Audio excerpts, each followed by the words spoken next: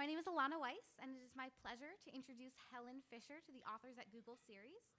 Helen is one of the world's leading experts on the biology of romantic love and attachment, and she has studied romantic interpersonal attraction for over 30 years.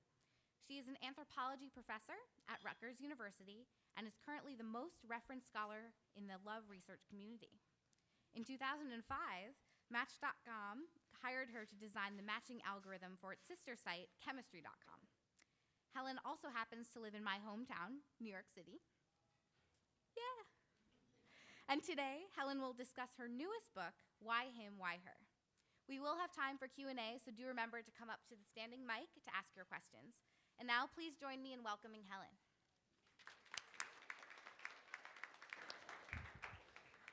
Well, I'm delighted to be here, and thanks for coming, and also for anybody else who's in the airwaves and listening.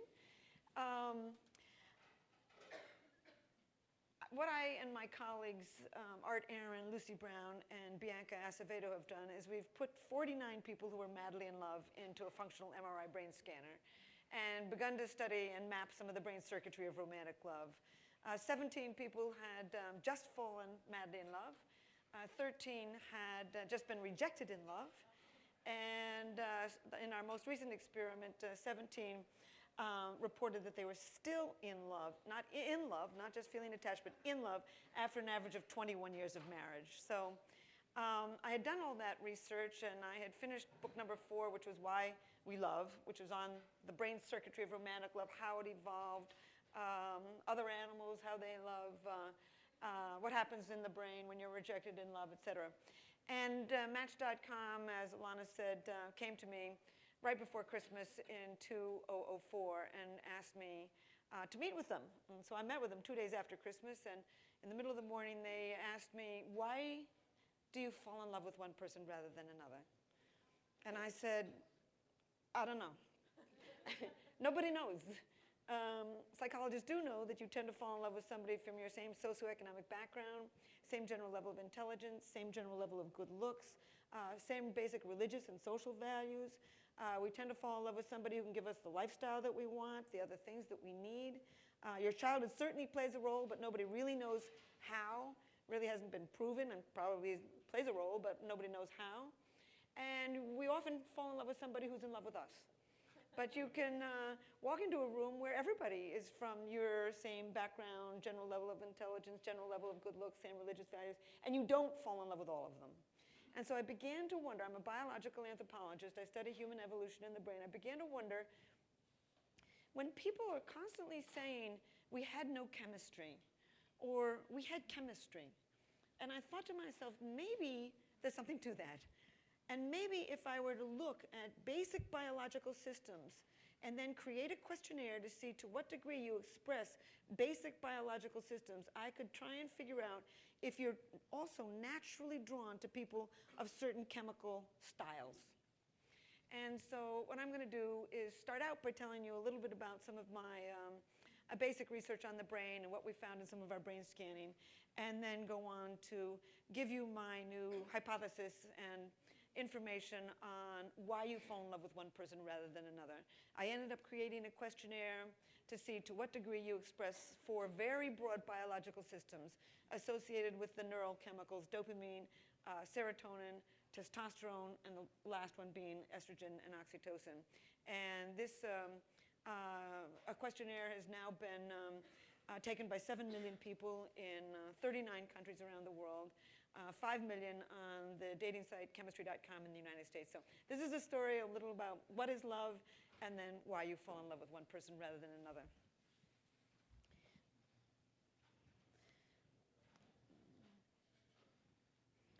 In the jungles of Guatemala, there stands a temple of the grandest, built by the grandest sun king, of the grandest city-state, Tikal, of the grandest civilization of the Americas, the Maya. His name was Quetzalcoatl. He died, he lived into his 80s. He stood over 6 feet tall, and he was buried beneath this monument in or around 720 AD. And Mayan inscriptions proclaim that he was deeply in love with his wife. And so he built a temple to honor her. And every spring and autumn, exactly at the equinox, the sun rises behind his temple to perfectly bathe her temple with his shadow. And as the sun sets behind her temple on that same afternoon, it perfectly bathes his temple with her shadow. Today, some 1,300 years later, these two lovers still touch from the grave. Around the world, people love. They sing for love. They dance for love. They compose poems and stories about love. They retell myths and legends about love. They have love charms, love potions, love magic. They pine for love. They live for love. They kill for love. And they die for love. Anthropologists have now looked at over 170 societies, and they've found some kind of evidence of romantic love in every single one. There's not any negative evidence in the world. Everywhere they've looked, they've found romantic love. As a matter of fact, I was in Istanbul about a year ago, and I was so tired, and I was in the archaeology museum, and I was leaning on sort of one of those glass cases, and I sort of cast my eyes down, and there was it's like a fist-size lump of clay incised with cuneiform, and underneath it, it said the first love poem, 2036 BC. So mankind has probably lived and loved, I'm going to maintain, for at least 4 million years. I think there's a lot of different kinds of love. Shakespeare asked, what 'tis to love? I think we've been wondering what love is since our ancestors lay and watched the stars 1 million years ago, 3 million years ago. But I've come to believe that we've evolved 3 very different basic brain systems for mating and reproduction. One is the sex drive, the craving for sexual gratification. W.H. Auden called it an intolerable neural itch, associated with testosterone in both men and women. You can feel it for a range of partners. You can feel it when you're driving along in your car, when you read a book, when you see a movie. It's not necessarily focused on any one particular individual. Second brain system is romantic love. That's what I've studied most recently. I'm going to maintain it's associated with elevated activity in the dopamine system, probably also norepinephrine system, and low levels of serotonin. A very different brain system, passionate love, obsessive love, being in love. The first thing that happens when you fall in love with somebody is they take on what I call special meaning. As George Bernard Shaw said, he said, love consists of overestimating the differences between one woman and another. And indeed, that's exactly what we do. And then you focus on the person. Everything about them is special. You know, their car is different from every other car in the parking lot. Their book bag is different from the street that they live on, the movies that they look at, the books that they read. Everything about them is special. And in fact, before I put these people in the machine, I would ask them what they did not like about their sweetheart. And they could list what they didn't like. But then they swept that aside and focused on what they did. They wouldn't notice after that if the person had 3 heads. Oh, they're all pretty to me, they'd say. There's many other characteristics of it. You become very sexually possessive. You know, if you're just casually sleeping with somebody, you don't really care if they're sleeping with somebody else. But when you're in love, the number of crimes of passion from possessiveness is staggering around the world. You're also very dependent on the person. As Walt Whitman said, he said, oh, I would stake all for you. What people will do when they are in love is absolutely staggering. There was a middle-aged businessman in New York who summed it up. He said, anything she liked, I liked. Real simple. The 3 main characteristics of romantic love is you crave this person. You'd like to go to bed with them, but what you really want them to do is to call, to write, to invite you out, to say that they love you. The second dramatic feeling is motivation, an intense motivation to win this person. Indeed, the motivation to win life's greatest prize, which is an appropriate mating partner. And last of not least of the main characteristics of romantic love is obsessive thinking. You can't stop thinking about this person. As a matter of fact, before I put them in the machine, the first question I would ask them is, how long have you been in love? And I wanted it really soon. I wanted them crazy. These machines are expensive, it's time-consuming. And in our first experiment, I wanted them just to have full on love. But the most important question I would ask them is, what percentage of the day and night do you think about your sweetheart? And they would say, I go to bed thinking about her. I wake up in the morning thinking about him. I never stop thinking about him. Those are the ones that I would put in the machine. The third brain system is attachment. So other scientists have associated with the two other chemical systems, those very closely related systems for oxytocin and vasopressin. And these three brain systems are very often connected. You know, when you fall in love with somebody, everything about them is sexy. 3 weeks ago was another nice guy in the office. Suddenly, everything about this human being is sexy. And it's largely because elevated activity in the dopamine system triggers testosterone and the sex drive. But can the reverse be true? Can you just have casual sex with somebody and then fall madly in love with them? Well, not always. I mean, most of us have had casual sex with somebody even hoping we would fall in love with them, and it didn't happen. But it can happen. And the reason it can happen is because any kind of sexual stimulation triggers testosterone in the brain. Triggers dopamine in the brain. And you can fall in love with them. As a matter of fact, right after orgasm, there's a real peak of norepinephrine, a spike of it, which can help push you over the threshold into falling in love. You can also begin to feel real attachment to somebody after you've had sex with them. And that's because with orgasm, there's a real flood of oxytocin and vasopressin. So I don't care who you sleep with, anybody in the world, but I just say that casual sex is not casual. Unless you're so drunk you can't remember the person, it's going to do something to your brain. Going to turn you on or turn you off. As a matter of fact, I've got a graduate student, Justin Garcia, who is studying hooking up and on a college campus, and he reports that 50% of women and 52% of men start the hookup hoping that the person will fall in love with them. And they don't know it consciously, but unconsciously they quite likely could trigger these brain systems for romantic love. As a matter of fact, one third of those who started to hook up actually did start a romantic relationship with them, probably because these brain systems are connected. They're not always connected, though. You can feel deep attachment for one person while you feel intense romantic love for somebody else, while you feel the sex drive for a whole range of people. As a matter of fact, you can lie in bed at night and swing from deep feelings of attachment for one person to wild feelings of infatuation for somebody else to feelings of the sex drive for a range of people. It's as if there's a committee meeting going on in your head as you're swinging from one brain system to another. Plato once said, when the mind is thinking, it's talking to itself. We wouldn't be able to do it if these three brain systems weren't connected in many ways, unconnected in many ways. So I think that the sex drive, I think they all evolved. I think the sex drive evolved to get you out there looking for a whole range of partners. I think romantic love evolved to enable you to focus your maiden energy on just one at a time. And I think that attachment, the third brain system, evolved to enable you to tolerate this human being and stick with them at least long enough to raise a child through infancy together as a team. I won't go into more of that and just simply go on to say a little bit more about our brain scanning experiment. This happened to be in the New Yorker magazine. You can't really get two people in a long dark hole with your head in a vice, but nevertheless, we've put a lot of people into the machine who said that they were in love. And we found a great many things. But one of the things that we found in all three of our experiments, just fallen in love, rejected in love, and in love long term, was activity in a tiny little factory near the base of the brain called the ventral tegmental area.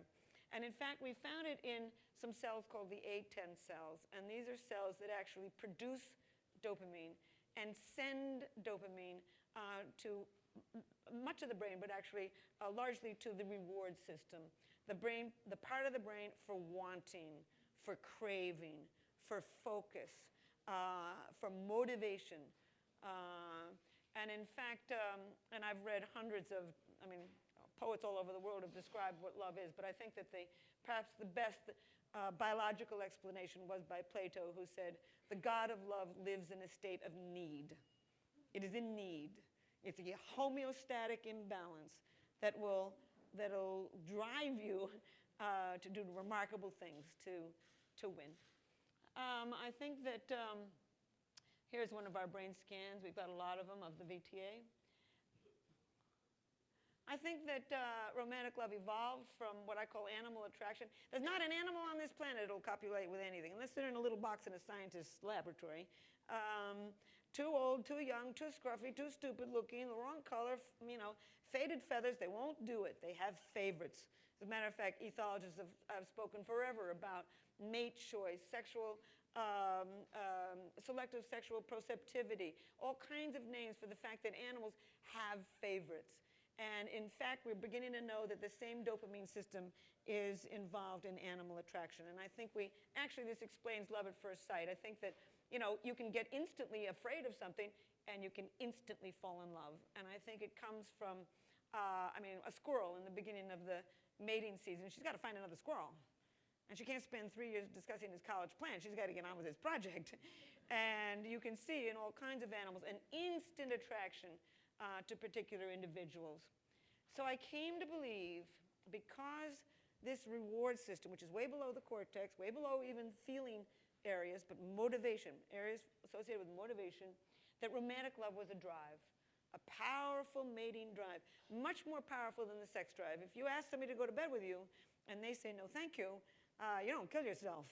But around the world, people suffered terribly when they have been rejected in love. So I then had to address this issue of why does this brain system become triggered by some people and not by others? And there's a lot of reasons that you fall in love with one person rather than another, and I ran over some of them. But we tend to fall in love with people from the same ethnic background, socioeconomic background, religious values, goals, similar degree of intelligence. I'm not sure how they measure that.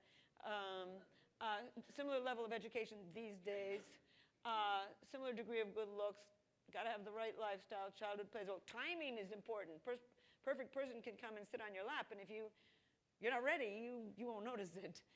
But I began to think maybe chemistry also plays a role. I'm trying to add the biological component to this, to all of the cultural components. These perfectly are part of the game, but not the whole story, I think.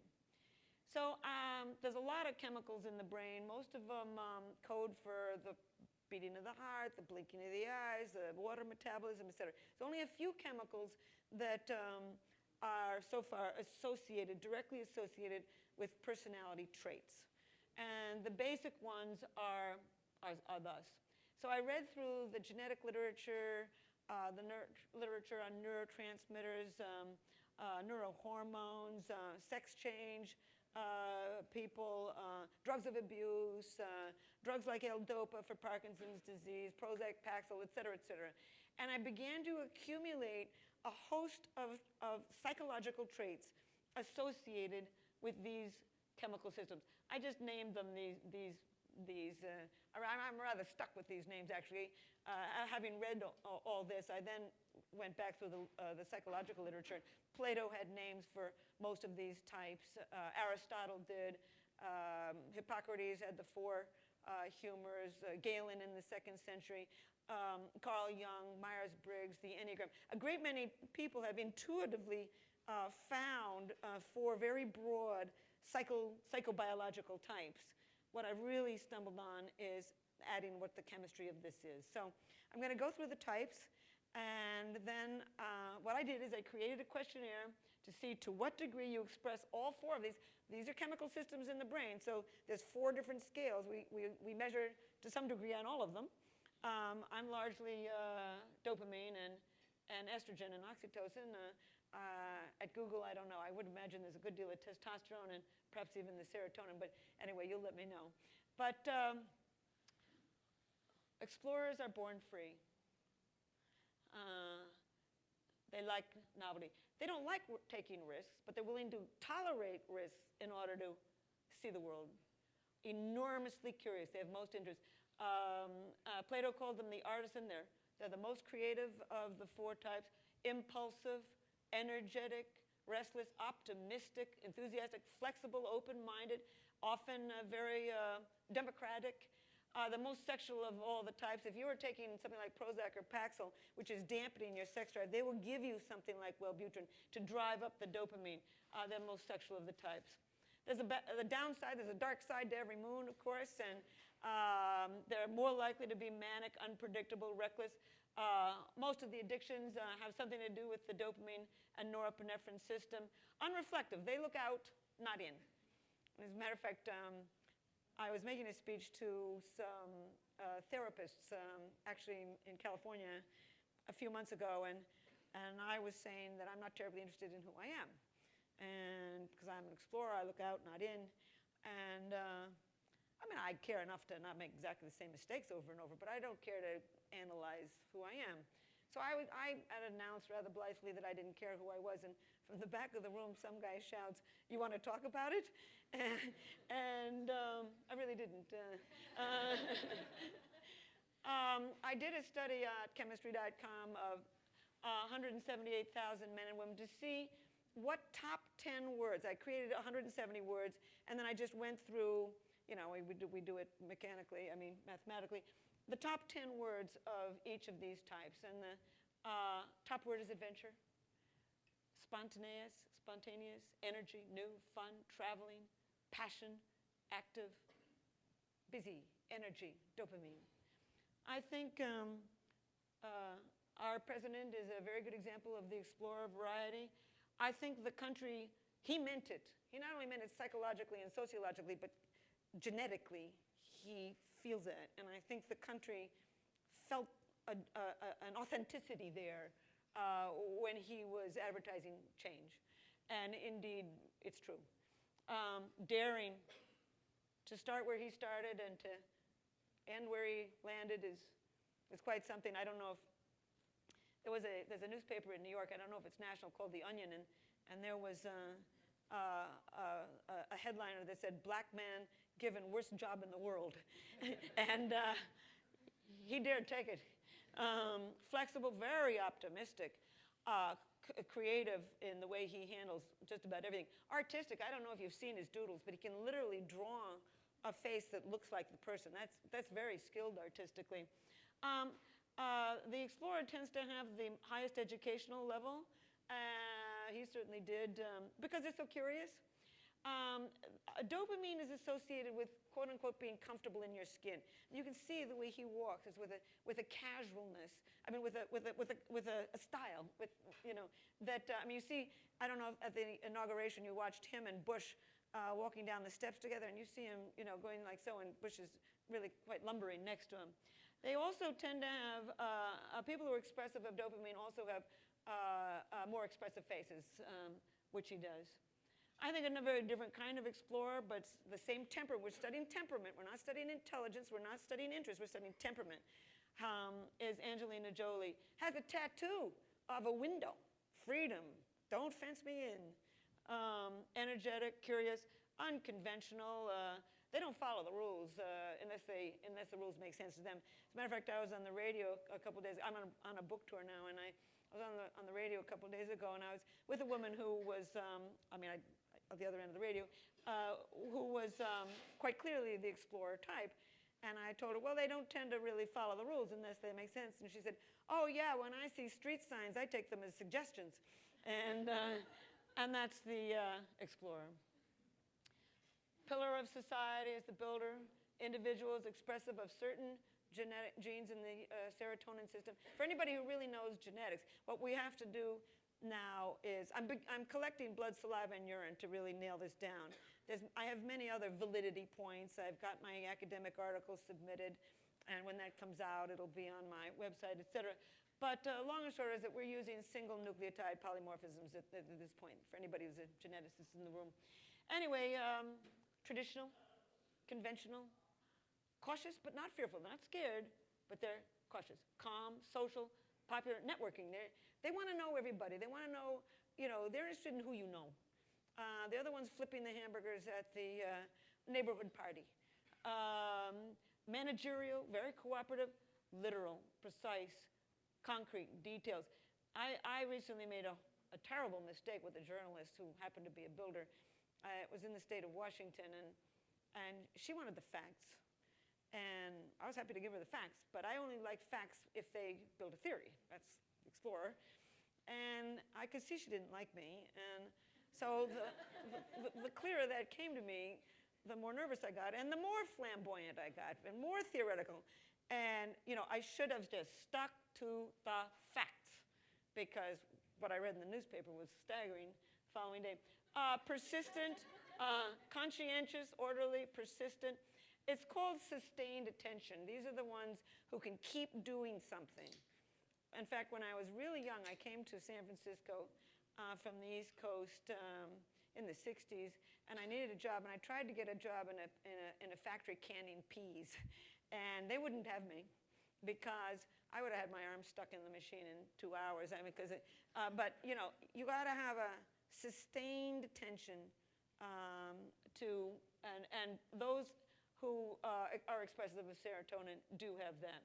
Loyalty is very important. They respect authority. They like rules, regulations, schedules.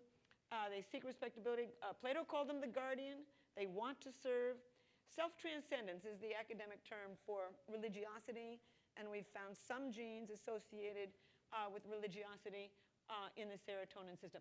This is the most interesting of all. They are generally not terribly creative. The more you drive up serotonin, the less exploratory behavior you have. They don't tell you that when you take Prozac and Paxil, but that's what the data is.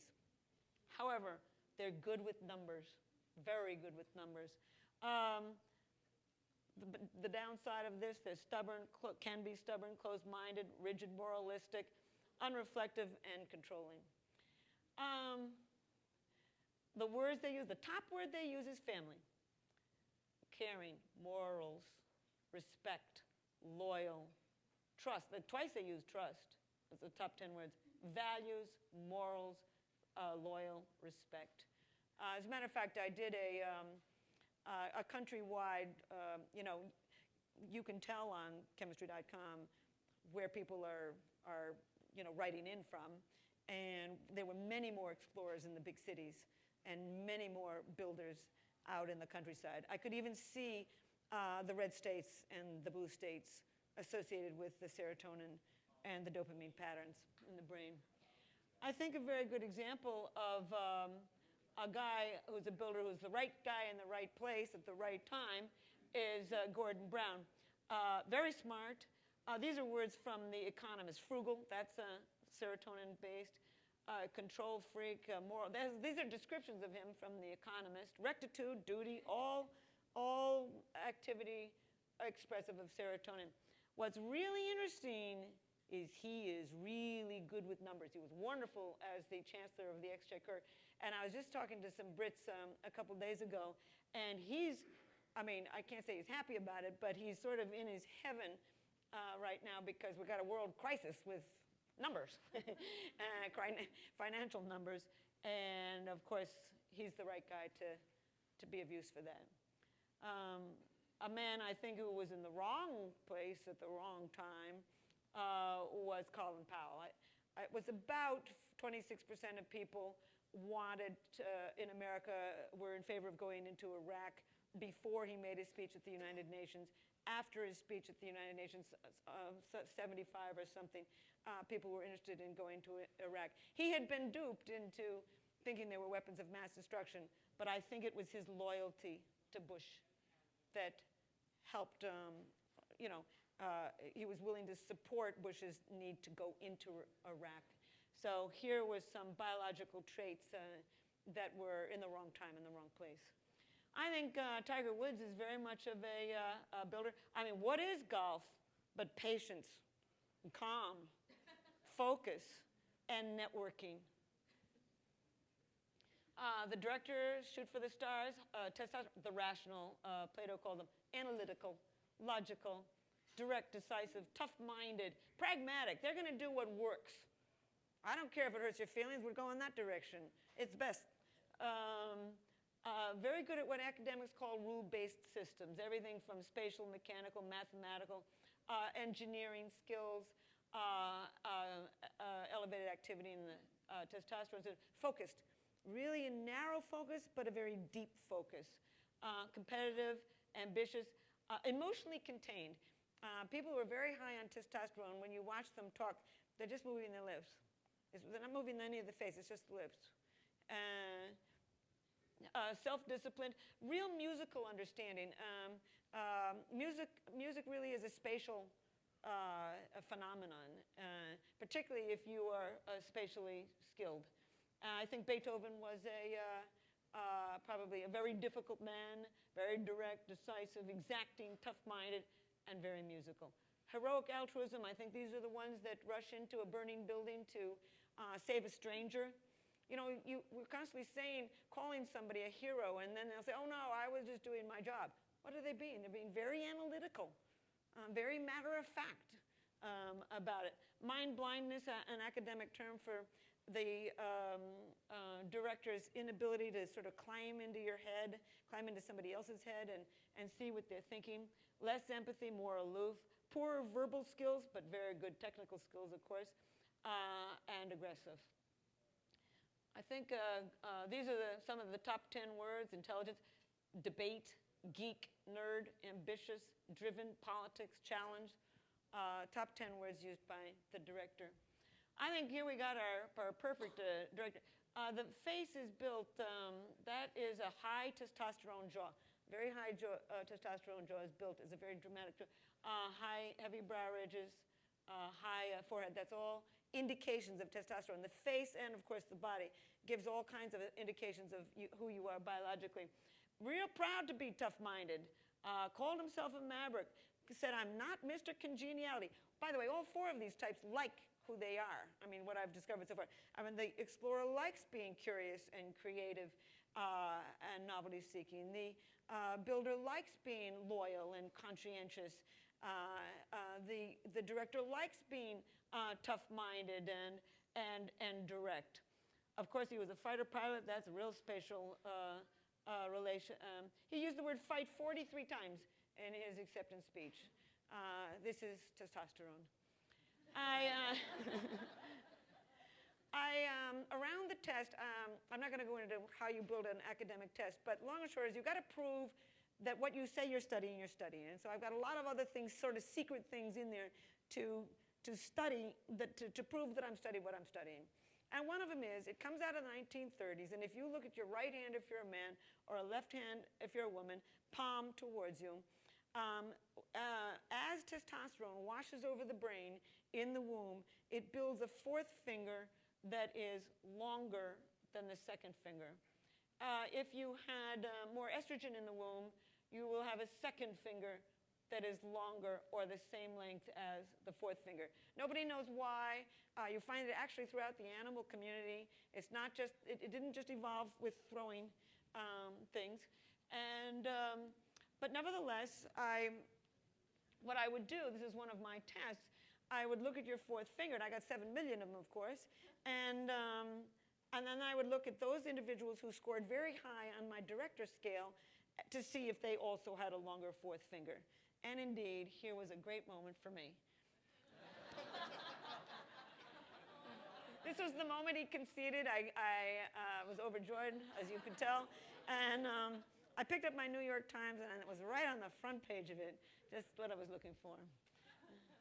I think Hillary Clinton is also very much of the director, tough-minded, ambitious. She's going to understand Angela Merkel, Chancellor of Germany, very well. She would have done well with Margaret Thatcher. She's going to even do well with Sarkozy, etc. The fourth type, Plato called them the Philosopher King, estrogen and oxytocin. All of these chemicals are related. You know, there's always, the brain is ratios. We're not studying just one chemical system. We're studying that chemical system in relation to all kinds of other systems. But you got to put your foot down someplace. And so I'm calling, you know, the most dramatic part of this system by its name. They see the big picture, holistic, synthetic thinking, very imaginative. I actually think imagination is different from creativity. We can go into that at a different time. Good linguistic skills. Basic articulation is finding the right word rapidly. A woman's ability to find the right word rapidly goes up in the middle of the menstrual cycle when estrogen levels peak. But men, too, who are high on estrogen are more articulate. Actually, a great many football players have a great deal of estrogen. So, and you can be high on estrogen and testosterone, low on both, or high on one and high on the other. Very fine people skills, good at what we call theory of mind, intuition, climbing into somebody's brain, nurturing, empathetic, trusting, tactful, emotionally expressive. These are the ones who want to know the meaning of life and who you are and who I am and what that meant when you said this and thus and such. very agreeable, very idealistic, very egalitarian. The dark side of their moon, indecisive, unfocused, gullible, nosy, placating, backstabbing. They don't want to. They're not aggressive. They don't want to get you in the face. They don't want to confront, so they stab you in the back. Ruminate. They can't decide. Well, we can do this. And unforgiving. The negotiator's words: passionate, passion, real, heart, kind, sensitive. Read. These are the big readers. Sweet, learning, random. They like random. They get random. It's not random to them. Actually, I am one of them. But they like, and actually it has to do with brain architecture, but I don't have time to go into for that. Empathy, empathetic. I think a very good example is Bill Clinton. I feel your pain, man. Nobody but the negotiator would have made that one of their logos. Real language skills. Can't stop talking. The whole world knows he can't stop talking. His biography is 900 and something pages long. Very emotionally expressive. I don't know if you watched the Democratic convention. He cried all the way through Hillary's speech. It was just really amusing. And in his book, at one point, he says, I think it's important to have a synthesizing mind. I think Oprah is another very good example. One quote from a magazine I read, she said, the only time that I ever really made a mistake in business, I didn't listen to my intuition. And real people skills, really interested in reading. So basically, after you take my questionnaire, you get a pie chart. This is just one person who happens to be an explorer negotiator. And we're all a combination of all these things, and many others too, of course. And then what I did, and of course, this was to answer the question on chemistry.com, why do you fall in love with one person rather than another? First, I had to figure out who you are. And then I had to watch who you love. And so here's what I found. My most recent sample was 28,000 people. I could have done it with a lot more. Female explorer goes for the male explorer. Male explorer goes for the female explorer. So it doesn't matter if you're male or female. If you're high dopamine, you want somebody to go adventuring with you. And it's not just jumping off mountains. It could be going to the theater and to the movies and to all the clubs or whatever. I think here we have a perfect example of two explorers. Look at that expression on his face. And I was fascinated that she wore yellow. There's a lot of, at the inauguration, there's a lot of studies of color. I haven't studied the studies, but nevertheless, yellow is sunlight, energy, curiosity, the high dopamine type. Female builders go for male builders. Oh, geez. Male builders go for female builders. In those two cases, if you're an explorer or builder, you're most likely to be attracted to somebody like yourself. Birds of a feather flock together. Female directors go for male negotiators. Oh, rats. Male directors go for female negotiators. And I think Sullenberg and Laurie are a perfect example. Totally matter of fact. I was just doing my job. That's the only thing he said. When he was greeted by his hometown, he had 63 words. That was it. Not verbally skilled, mechanically, engineering, spatially, genius. Next to a woman, very emotionally expressive, very much the negotiator. Female negotiator goes for the male director. Male negotiator goes for the female director. That, I think, is Bill Clinton going for Hillary. In this case, opposites attract. So people ask me, do opposites attract? And I say, it depends on who you are. So I think that love is like a funnel. I think that love is a bit like a funnel. Timing's got to be right. You walk into a room, you scan the room, and you see somebody who looks pretty good. And other people who, they're out, no way. Too old, too young, too fat, too thin, too pink, too green, no way. And so you go up and you talk to the person. So looks count, and they open their mouth. Then you hear the accent. I have actually had men maintain that they would fall in love with anybody who was beautiful. Not if the accent's no good. They will not do it. Then you very rapidly, actually within the first 3 minutes, you can size up people's values and goals, their needs, their lifestyle they're looking for, and many of these things. I just simply think that there's lots of breaking points in the beginning of a relationship and throughout a relationship. But all the way, I think you're also unconsciously drawing on what their basic biological personality is in relation to yours. So I will, I generally in a speech now go into how these various types court. I think they're looking for different things. I think intimacy means something different to the different types. I think they build different types of relationships and marriages. I think that any combination can be a good one or a bad one. But I think that once you understand who you're dealing with, you can reach them better. So what I've got to do next is look at long-term relationships. Of course, on a dating site, you're only looking at the beginning of a relationship.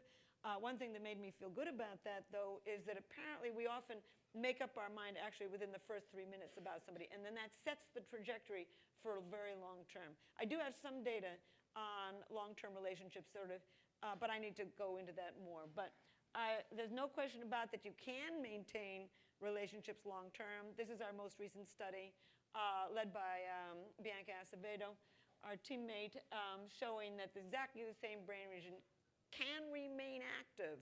You can remain in love with somebody for many years. I would say two of the things that you might want to do to sustain that romantic love is, number one, pick the right person. That's a real start. And then do novel things together. Any kind of novelty drives up dopamine in the brain. And if you have regular sex with the person, that will also sustain feelings of romantic love, sustain the dopamine system and even the oxytocin and vasopressin system. So I will just close with this. It just reminds me of my main point. Women tend to get intimacy from face-to-face talking. We look at each other, we stare at each other with the anchoring gaze, and we talk. And that's intimacy to women. I think it comes from millions of years of holding that baby in front of your face, cajoling it, reprimanding it, educating it with words. Men tend to get intimacy from side-by-side doing. As soon as he looks at him, he'll look down. They can watch the Super Bowl all day and not say a single word to each other and find real intimacy from that. And I think that that comes from millions of years of sitting behind that bush, looking out over the veldt, trying to decide when you're going to hit that buffalo in the head with a rock. You can't be going like this if you're going to hit that buffalo in the head with a rock. The problem comes, of course, when you find somebody from a different line. Thank you.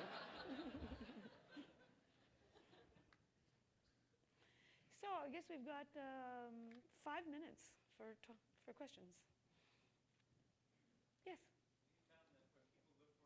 You found that what people look for in the short term also works out in the long term, or those often contradict? There's a great deal of study on short term and long term and the different reproductive strategies and choices that men and women use. I'm actually reading an article about that right now. And if you email me, it's by David Schmidt and Buss, I think. My memory of it is that for short-term mating, women are more likely to go for the very handsome man than for the one that they call it the dad and the cad strategy. And if a woman is going to be mating short-term, she wants the best DNA. And extremely symmetrical faces and bodies are an indication of a very strong immune system. You've been able to fight off all of the diseases and parasites that make you lopsided. And so women are more inclined to go for a better-looking guy if it's going to be a short-term mating because she's going for his DNA. I mean, not consciously. She's going for whatever she's going for consciously. That's a different issue. But from biologically speaking, they tend to select. And if they're going to go for a long-term strategy, for somebody who's going to be a good husband and a good father, they're more likely to go for, resources. Women like resources, et cetera. And I can't remember some of the There's a lot of data on this. David, if you were to go to the work of David Buss or BUSS or David Schmidt, you'd find a lot of articles on that. Yeah. Okay, homosexual couples were included. One thing on the slogan of chemistry.com is come as you are. 10% of people on the site are gay. And I looked at gays as well as straights, and it's exactly the same. You know, we're studying things like curiosity. I'm studying things like curiosity. It doesn't matter whether you're gay or straight, whether you're curious or not. You're just going to be a curious person, gay or straight. You're going to be a stubborn person, whether you're gay or straight. You're going to be an agreeable person, whether you're gay or straight. I'm not really studying traits associated with sexual orientation. I'm studying traits associated with basic human nature. And so, but when I looked at the matching process, an adventurous, curious, creative gay wanted another adventurous, curious, creative gay, just the way the straights did. And a traditional, conscientious, loyal gay or lesbian wanted somebody like themselves, just the way straights did. In fact, I would have put gays in my brain scanner also. But because this was one of the very first in the world, actually the first in the world, I wanted to put older people in it too. I think this is a brain system like the fear system. You're going to feel romantic love at any age. You're going to feel frightened at any age. And so I didn't really even I think gays, who you fall in love may be different. Who you pick to fall in love with may be different. But the feeling you have is exactly the same. So I don't single them out. Somebody else. Yeah. Is this working? Yeah.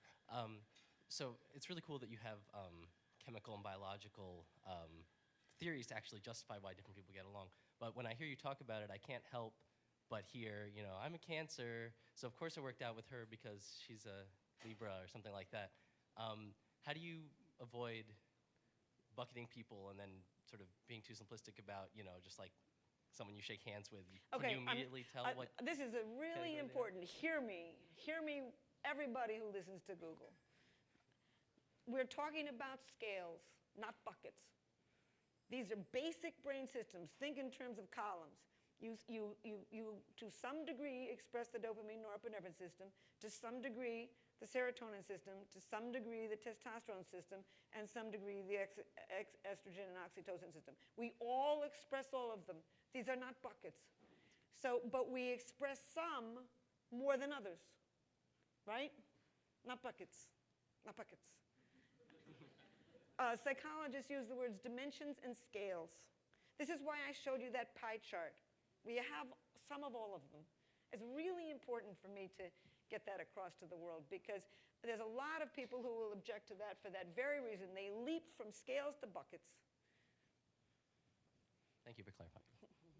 Yes? So do people change? Like, don't people's chemistries change over their lifetime? Yes. Particularly women. Yeah. The question is, don't people change? They do. Of course they do. And Do they stop falling, like being in love with their mate? well, could be, but let me tell you a little bit about the stability of personality. There's a lot of studies of how stable personalities are. There's two parts of personality. There's character, which is everything you grew up to believe and think and do, and there's temperament, which is those traits that are biologically based. If you're curious as a kid, you tend to be curious in your 20s, curious in your 40s, curious in your 60s, curious in your 80s. If you're stubborn as a kid, so we're talking about traits that have a biological basis. Now, personality can change. And it's studied, there's a lot of people who study personality. And as it turns out, personality is most stable in middle age, particularly when you are around people who permit you to be who you are and work in an environment that allows you to be who you are. We can all act out of character.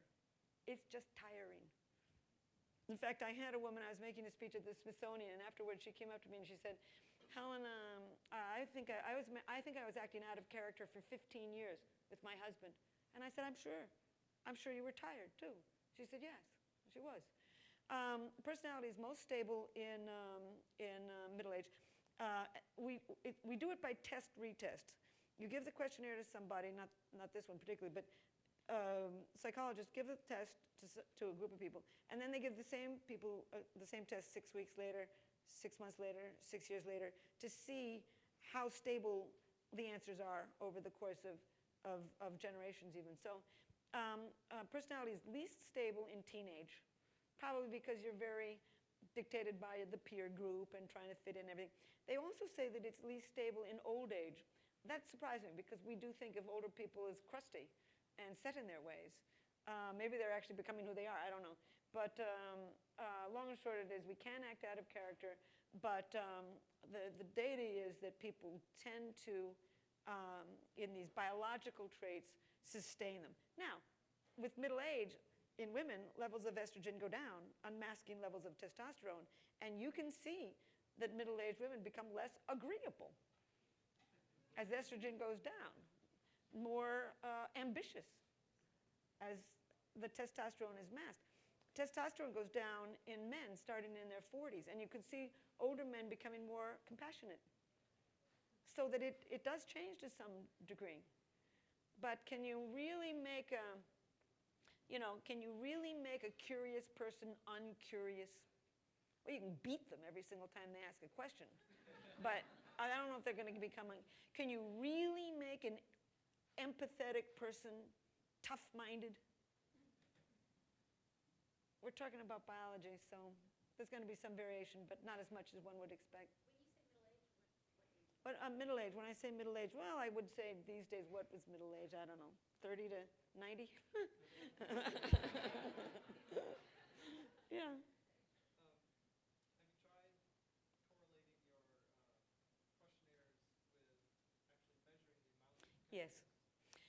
I've got 11 validity figures without that, which is what most psychologists do, like the hand thing, like the fact that in my testosterone category, I have many more men than women. In my estrogen category, I have many more women than men. And in all 39 countries, I see that pattern. So I've done many psychological tests, but now I'm starting to do the biological tests. And I've collected data on 140 people at Pacific University with a young physiological psychologist, Heidi Island, and also my statistician, Jonathan Rich, and both psychologists. And we've got data, and what they do is they take the questionnaire, and we also take blood, saliva, and urine. And we've got data now on 140 people. We want to get 200 people before we send it to the lab. But one of our problems is all you guys out here are taking drugs. To find some people in a university who aren't on Ritalin for fun, or cocaine, or speed, or taking anabolic steroids, or birth control pills, or Prozac, or Paxil, or Wellbutrin, or whatever. So it's taking us longer than we'd hope. I had hoped to have that done by the time the book came out, but I live in a drug culture, and I got to work around that. And then we will go to direct genetic testing. And what we will hope to do is genome-wide associations. In other words, not only look for single nucleotide polymorphisms like the DRD4 gene, which is associated with risk-taking, but look at the whole matrix of the entire genome. Because what we're going to end up finding is whole patterns of genetics that I think are going to clump into systems. It's just beginning. But so far, I've done the best that science can offer us right now. Yes?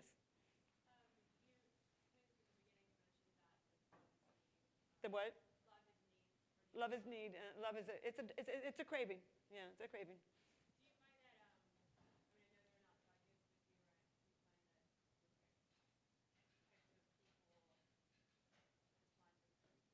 that Yes, I do. certain types would not have the craving for that? Oh, certain types would not have the craving? Then I don't regard it as romantic love. It may be deep attachment, but I actually define that intense romantic love as a craving. I mean, I regard it as, I think you can feel deeply attached to somebody and love them very much, but in love is a dopamine high that has to do with energy, mood swings, craving, motivation, focus, etc. So, but anyway, in terms of my 4 groups, I asked them various questions. The group that fell in love most often, you could probably guess, is the negotiator. They're emotionally expressive. The group that reported that they fell in love least often was the director, because they're very analytical. That doesn't mean that they don't feel love as deeply. It means that they are more skeptical and more careful and more self-contained about who they fall in love with. I have a girlfriend, this is an example of a director. I have a girlfriend who said to her husband,